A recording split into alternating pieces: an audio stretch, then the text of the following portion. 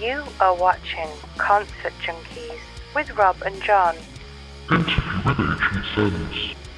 Hi, how you doing? Wes Grissom here from the band Ancient Sins, and you are watching Concert Junkies.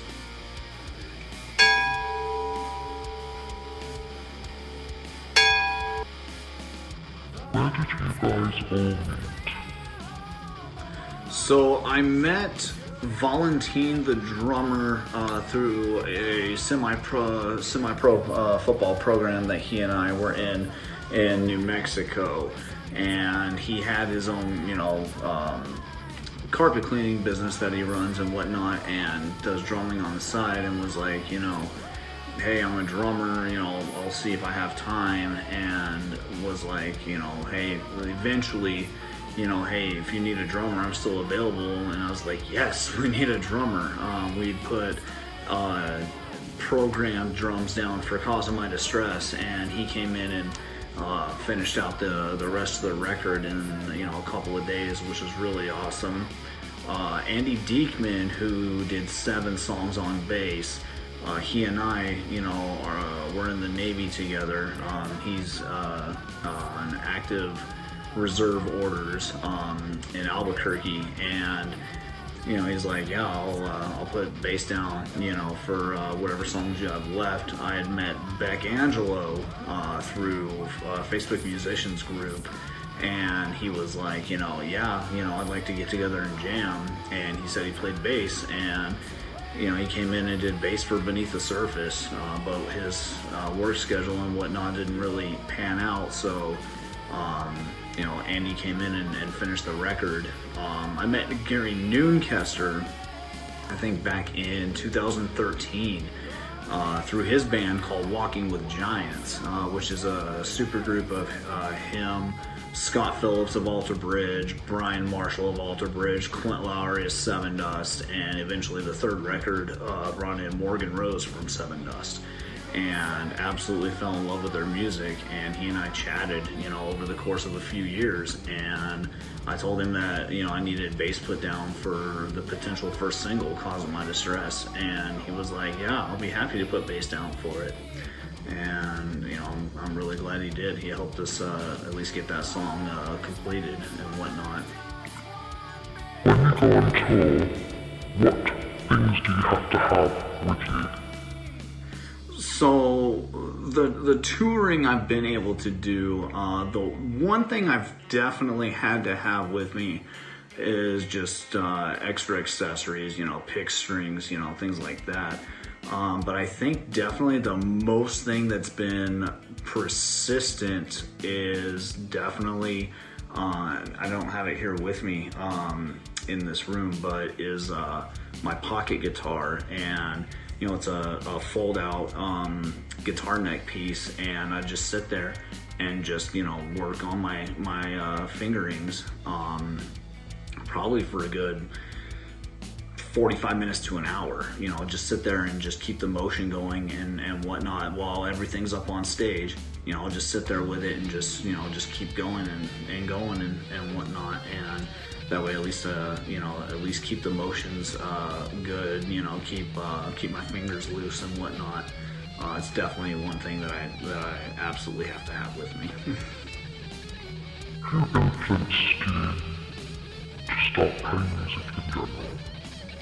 So around 90, I think it was like 93, my mom got me a new youth choir at the church we were going to, and I started out vocally a little here and there with that, and then around I think it was like the next year or two later, we had a VHS tape of a Garth Brooks concert, and I think it was Chris England was the guitar player at that time. I saw him playing, and eventually I was like, yeah, that's what I want to do.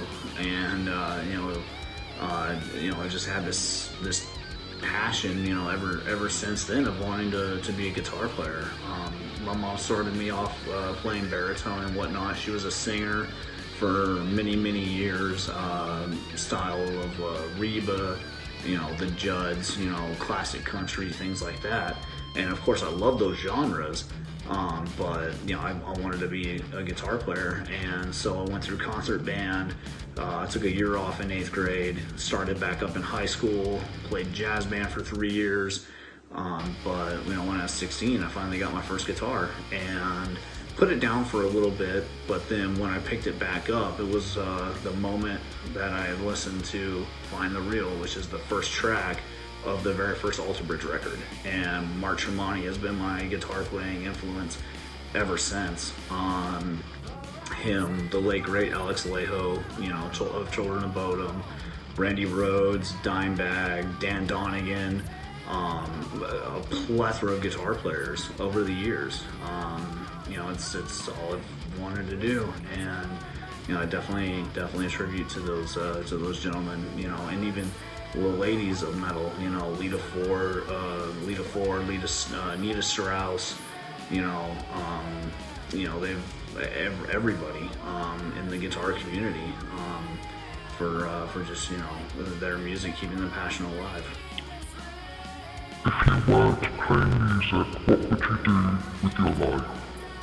So I've been able to achieve at least one thing, and that's my continued service in the military. I spent 9.5 years in the Marine Corps, got out as a sergeant, and now I'm active duty Navy as a military police officer, Master at Arms. And other than that, I think if I had one profession or at least something to do other than music, it would definitely be to be a professional athlete, to continue to play football.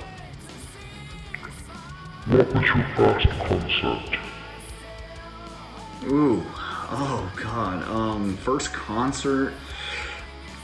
Oh, I wish, God bless my mom, if she was still alive, I'd be able to ask her. I think it was George Strait in I want to say it was like 94. But it was a country concert in Reno, Nevada at the Lawler Event Center, and I believe it was George Strait when he was on tour, promoted by Chevy trucks. I think it was George Strait. The first CD that I bought, I want to say it was Bon Jovi's Crossroads. I think that was it, because I remember after that, I think the only CD I got after that was the first record from Kid Rock. But yeah, I think it was Bon Jovi Crossroads. What is your favourite venue that you have performed at? So my favorite venue so far that I've played has been the Jam Spot in Albuquerque, New Mexico, and it's like almost a tie with the Jam Spot and the Filipino Mauritian Club, or the Phil Mal Club in Diego Garcia, which that's more exclusive. It's a real excluded island that's also a military base.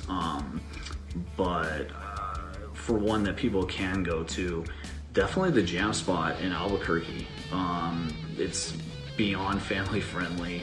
I had my stepdaughter, the one show we played there, collecting at the door for us, as we couldn't find anybody else. So they let her do that. They let kids into the venue. I believe it was a non-alcoholic venue. I don't believe they sold alcohol at the venue at all.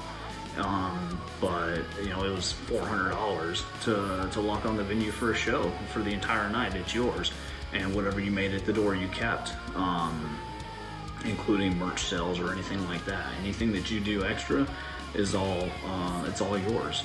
It was just the $400 to lock on the venue, and it was absolutely worth it.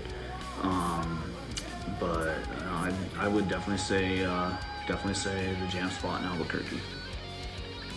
Which bands would you like to perform with, and which venue would you like to play them in? So there's a bucket list of bands that I absolutely would love to play with. obviously if I had to pick a number one, it would be Alter Bridge for me, because they've just been not only my favorite but my go-to for inspiration since day one. No pun intended, since One Day Remains. But since that first record, or even prior to that with the promotions on TV and whatnot, it's been them. If I had any other band to choose as a strong second, definitely would probably be Hammerfall. Absolutely love Hammerfall. But a venue, I'd very, very strongly say either Wembley or Royal Albert Hall, because so many great acts have performed there, over the decades. But I think if I had to choose just one, it'd probably be Wembley, definitely. So what is happening next with the band?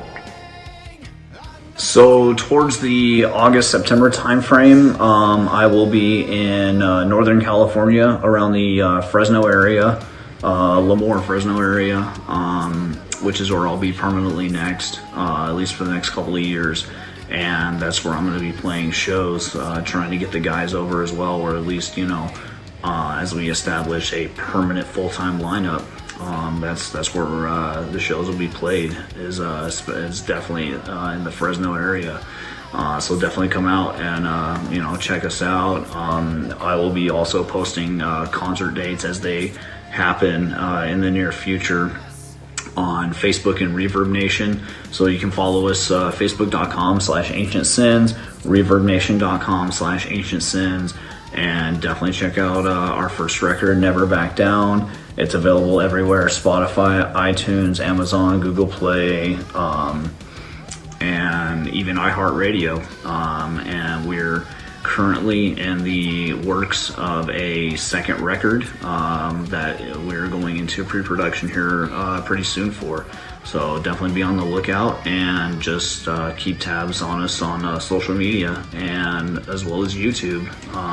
And we'll definitely be posting everything as it comes along.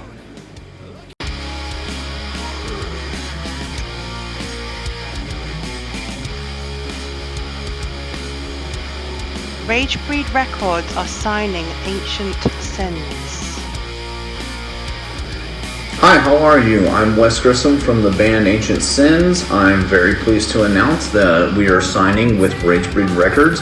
Our current album out is titled Never Back Down. It is available in all digital music outlets, Spotify, iTunes, Amazon, Google Play. We are currently in the works of a new album that should be out hopefully by the end of the year. Please go and support us. Facebook.com/Ancient Sins, ReverbNation.com/Ancient Sins.